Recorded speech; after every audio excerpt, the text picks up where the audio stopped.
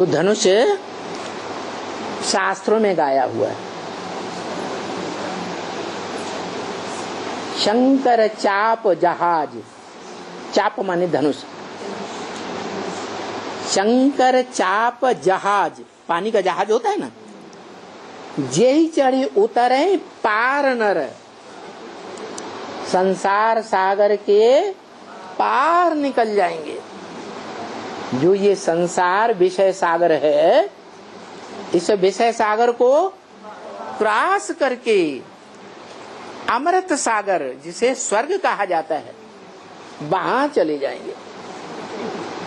शंकर चाप जहाज जेहि चढ़ी उतरहि पार नर, बाकी बूढ़ी सकल संसार, क्या बाकी जो भी हैं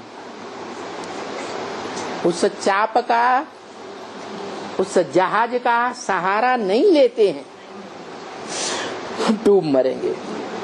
काहे में? विषय सागर। माना इस मनुष्य सृष्टि में जो मन वाले मनुष्य हैं, मनुष्य क्यों कहा जाता है? मननाथ मनुष्य। जो मन वाले मनुष्य हैं, जानवर तो मन बुद्धि होती नहीं, न कीड़े मकोड़े। तो जो मनुष्य हैं वो मनन चिंतन मंथन करके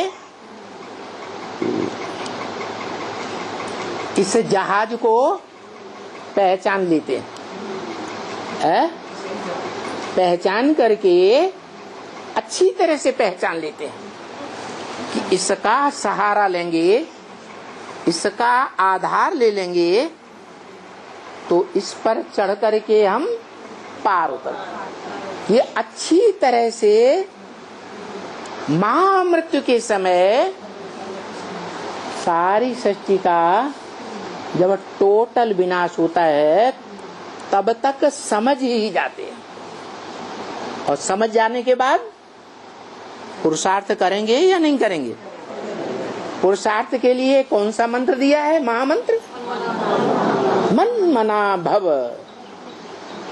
किसने कहा?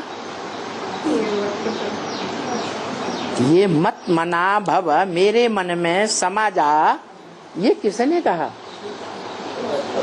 है? कौन सी आत्मा ने कहा है?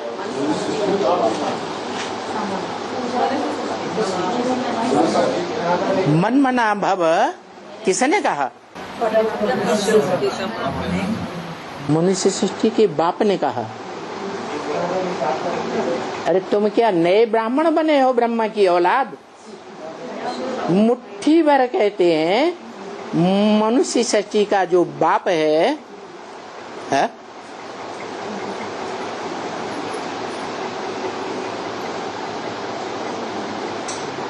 वो कहता है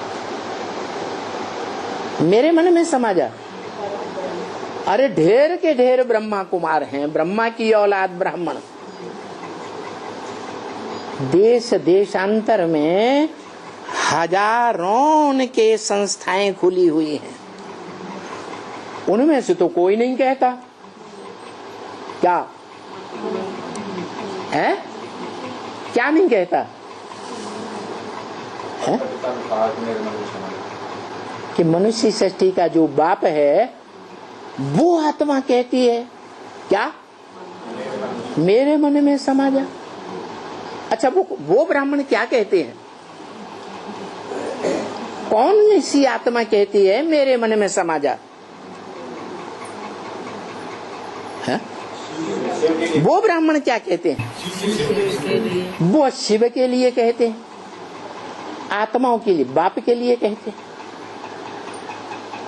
तो उन ब्राह्मणों से पूछना चाहिए कि आत्माओं के बाप को मन है, मन को तो राजयोग के द्वारा कंट्रोल करना है कि नहीं है? मन तो बड़ा चंचल है, हर मनुष्य मात्र का मन चंचल है। चंचल होने के कारण ही मनुष्य व्यभिचारी बना। व्यभिचारी क्यों बना? मन चंचल है, एक में टिकता नहीं। क्या टिकता है? देव आत्माओं का मन तो एक ज्योति बिंदु आत्मा में टिकता है, लेकिन मनुष्यों का मन टिकता ही नहीं। तो जो मनुष्यों की औलाद हैं, चाहे ऋषि मुनि हो, चाहे कोई श्रेष्ठ ब्राह्मण मनुष्य हो, विद्वान आचार्य हो, धर्म पिताएं हो, उनके फॉलोअर्स हो, सबका मन चंचल है। चंचल होने के कारण उनका मन एक में एकाग्र होकर नहीं रहता। उन्हें दूसरी चाहिए, तीसरी चाहिए, चौथी चाहिए। पुरुषों को भी चाहिए, फिर स्त्रियों को भी चाहिए। ऐसा चंचल हो जाता है।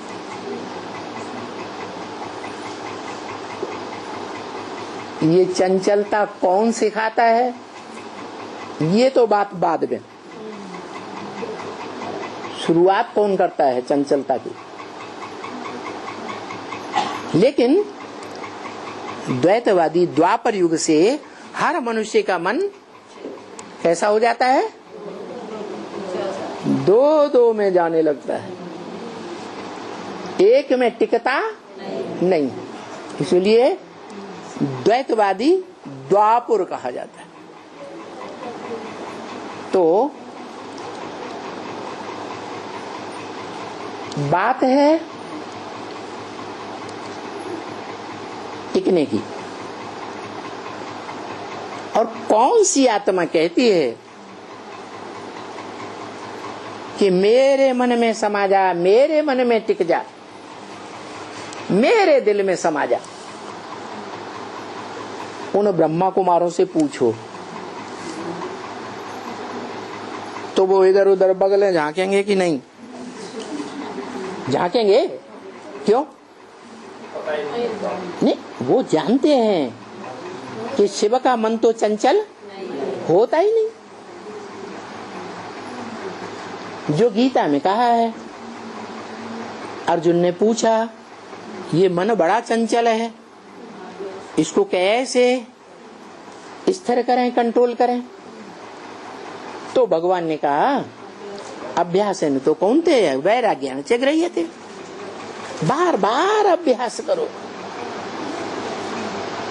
जिसको तुमने इस सृष्टि में श्रेष्ठ मान लिया, क्या मान लिया?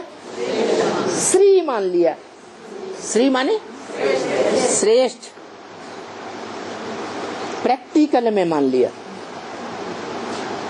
सुनने सुनाने की बात नहीं, समझने समझाने की बात नहीं, प्रैक्टिकल में मान लिया कि इस मनुष्य सृष्टि में सदा काल ये आत्मा श्रेष्ठ है।